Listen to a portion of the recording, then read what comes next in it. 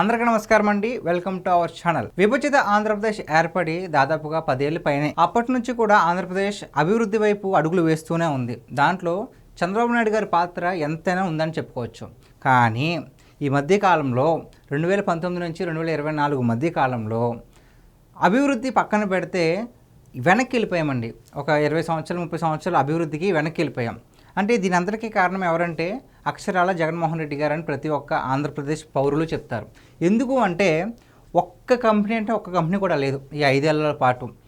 Company రావడం పక్కన పెడితే ఉన్న కంపెనీలే చాలా వరకు బయటకు పంపిస్తే ప్రయత్నాలు చేశారు, వెళ్ళిపోయారు కూడా. జగన్మోహన్ రెడ్డి గారు పేరు చెప్తే వాళ్ళు ఇప్పటికీ కూడా పెట్టుబడులు పెట్టడానికి చాలా భయపడుతూ ఉంటే బాబు గారే వాళ్ళతో మాట్లాడి వాళ్ళు రారు అని ఒక హామీ ఇచ్చి వాళ్ళు ఎటువంటి అపాయం ఉండదని చెప్పి ఒక హామీ ఇచ్చి వాళ్ళని తీసుకొచ్చే ప్రయత్నం చేస్తున్నారు. ఇప్పుడు ఇదంతా ఎందుకు చెప్తున్నాను అంటే ఒకవైపు అమరావతిలో క్వాంటమ్ వ్యాలీ అనే ఒక టెక్నాలజీని ఇంప్రూవ్ చేద్దామని బాబు గారు మొత్తం అందరినీ కూడా కూర్చోబెట్టి మొత్తం అందరితో మాట్లాడి విదేశాల వాళ్ళతో ఒప్పించి ఇక్కడ తీసుకొస్తుంటే ఇక్కడ కేతిరెడ్డి వెంకటరామరెడ్డి గారు దీని గురించి క్వాంటమ్ వ్యాలీ గురించి కొన్ని వ్యాఖ్యలు అయితే చేశారండి. ఏమంటున్నారంటే అది క్వాంటమ్ వ్యాలీ కాదు, ఆక్వా వ్యాలీ అవుద్ది, రాజధానిలో కేవలం చేపలు పండించుకోవడానికి తప్ప దేనికి పనికిరాదు అని కొన్ని అనుచిత వ్యాఖ్యలు అయితే చేశారు. మాట్లాడడం ఎంతసేపు అండి? ఇప్పుడు నా నోటి నుంచి వచ్చే మాటలాగే మీ నోటి నుంచి కూడా వెంటనే వచ్చేస్తుంది. కానీ మాటని నిజం చేయాలంటే ఎంత కష్టపడాలి? ఆ క్వాంటమ్ వ్యాలీ అంటే ఎవరికి తెలియదు, ఆ క్వాంటమ్ థియరీ చాలామందికి తెలియదు. కానీ దాన్ని ఒక అవగాహన తెచ్చుకొని వేరే వాళ్ళతో మాట్లాడి వాళ్ళని ఇక్కడ పెట్టుబడులు పెట్టడానికి తీసుకొస్తున్నారు. దేనికి? చాలామంది యువతకి మీ వైసీపీ హయాంలో ఎవరికి యువతకి ఒక్క ఉద్యోగం కూడా ఇవ్వలేకపోయారు కదా. ఇచ్చామని మీరు అనుకుంటారు, ఏంటివి వాలంటీర్ ఉద్యోగాలని అవన్నీ ఇవన్నీ అనుకుంటారు. కానీ ఆ ఉద్యోగాలు కాదండి, వెట్టి చాకరీలు, అవి ఉద్యోగాలు కాదు. అలా ఆ పరిస్థితి ఈ హయాంలో ఉండకూడదని చెప్పేసి చాలామంది నిరుద్యోగులకు ఉద్యోగ అవకాశాలు కల్పించాలని చెప్పేసి క్వాంటమ్ వ్యాలీ అని ఒక కొత్త థియరీని ఇక్కడ తీసుకొస్తుంటే మీరు ఇలా ఇక్కడ కుర్చీలో కూర్చొని అది ఆక్వా వ్యాలీ అవద్దు కానీ క్వాంటమ్ వ్యాలీ కాదు అని చెప్పేసి ఈజీగా మాట్లాడేస్తారు. కానీ మీరు ఈ గత 5 సంవత్సరాలు ఎందుకు అలాగా ఒక్క కంపెనీని కూడా తీసుకురాలేదు? కంపెనీని తీసుకొస్తే పక్కన పెట్టండి, ఎందుకు తరిమేశారో నేను ఒక్కడే చెప్పట్లా, నా దగ్గర ప్రూఫ్స్ కూడా ఉన్నాయి. ఒకసారి చూద్దాం. జే ట్యాక్స్తో పారిశ్రామికవేత్తలను భయభ్రాంతులకు గురిచేసి 5 ఏళ్లలో రాష్ట్రానికి ఒక్క పరిశ్రమలు కూడా రాకుండా అడ్డుకున్నారు.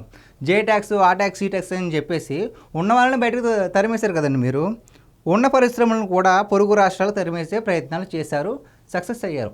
దేనికి? తెచ్చినందుకు కాదు, పంపేసినందుకు.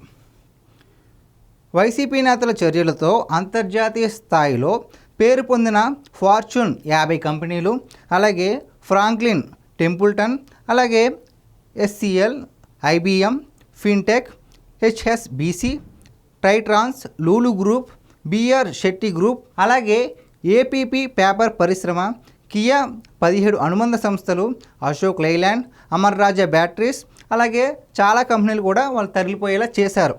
ఎవరైనా మన రాష్ట్రానికి కొన్ని కొత్త కంపెనీలు తీసుకొస్తే ఉద్యోగ అవకాశాలు వస్తాయని ఆలోచిస్తారు. కానీ ఇలాగ తరిమేయడం అనేది కేవలం మన ఆంధ్రప్రదేశ్లో మాత్రమే జరిగిందని నేను అనుకుంటున్నా. ఇది ఏంటి సార్ ఈ వికృత చేష్టలు?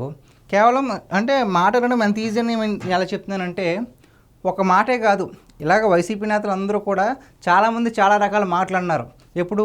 గెలిచినప్పుడు కాదు, ఓడిపోయాక కూడా ఇలాగే. ప్రజలు ఇలాంటి అన్నీ మాట్లాడినా సరే 151 నుంచి 11 దించేసినా సరే వాళ్ళ వికృత చేష్టలు మానలేదు. వాళ్ళు ఇంకా ఓడిపోయిన తర్వాత ఏమేమి మాట్లాడారో ఒకసారి చూద్దాం. రప్పా అనడం కాదు, నరికేయాలని చెప్పేసి పేరు నాని గారు అంటారు. దానికి అంబటి రామయ్య గారు ఏం సపోర్ట్ చేస్తారు? నరికేయమంటే తప్పేంటని ఆయన అంటారు. రప్పా అనడం కూడా తప్పేనా, అదొక సినిమా డైలాగ్ అని చెప్పేసి జగన్మోహన్ రెడ్డి గారు అంటారు. రాష్ట్రంలో పెట్టుబడులు పెట్టొద్దు అని చెప్పేసి వైసీపీ నేత ఉదయ్ భాస్కర్ గారు లేఖలు రాస్తారు. అలాగే గాలినా కొడుకులు గాల్లో గెలిచారని చెప్పేసి రోజా గారు వ్యాఖ్యానిస్తారు. నిరసన చేసే మహిళలంతా శంకర జాతి అని చెప్పేసి సజ్జల రామకృష్ణారెడ్డి గారు ఇంకా మితిమీరిపోయి మాట్లాడారు. వేసర రాజధాని అని చెప్పేసి ఒక జర్నలిస్ట్ కృష్ణరాజు అని ఒక జర్నలిస్ట్ మాట్లాడితే దాన్ని వెనకేసుకొచ్చారు ఎవరు? సాక్షిలో ఒక యాంకర్, ఆయనే కొమ్మినేని శ్రీనివాసరావు గారు. సో ఇవన్నీ కూడా వైసీపీలో అంటే ఎంత దుర్మార్గమైన చర్యలు కావచ్చు, దుర్మార్గమైన మాటలు కావచ్చు మనం ఎక్కడో వినమండి. ఈ మాటలన్నీ వైసీపీ వాళ్ళు అన్నవే. మరి అలాంటి వాళ్ళకి ఓట్లు ఎలా వేస్తారు చెప్పండి?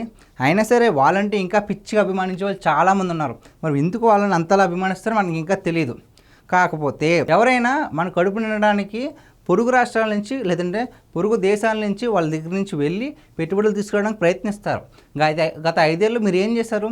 ఒక కంపెనీ అయినా తీసుకొచ్చారా? అసలు దావోస్కి వెళ్ళారా? అది కూడా లేదు. అలాంటిది ఇప్పుడు ఏదో ప్రయత్నం చేస్తుంటే మొదల్లోనే నరికేస్తున్నారు మీరు. ఆ చేపలు అంటున్నారు, అది అంటున్నారు, ఇది అంటున్నారు. అయ్యా కేతిరెడ్డి గారు, మీరు ఎన్ని చెప్పినా సరే ప్రజలైతే ఒక నిర్ణయం తీసుకున్నారు. ఏంటి ఆ నిర్ణయం అంటే మిమ్మల్ని ఎలాగైనా సరే ఈ రాష్ట్రం నుంచి పంపించేయాలని చెప్పేసి. సో అలాగే అనుకుని అధికారుల నుంచి కిందకి దించేశారు. మీరు ఎలాంటి మాటలే మాట్లాడితే కనుక మీరు కానీ, మీ అధినేత కానీ, మీ సహనేతలు కానీ ఎవరైనా సరే ఇలా మాట్లాడితే నెక్స్ట్ టైం ఇలా మాట్లాడే పరిస్థితి కూడా రాదు అని చెప్పేసి నేను చెప్తున్నాను. సో ఈ వీడియో పైన మీ విలువైన అభిప్రాయాన్ని కామెంట్ రూపంలో తెలియజేయండి. Thank you.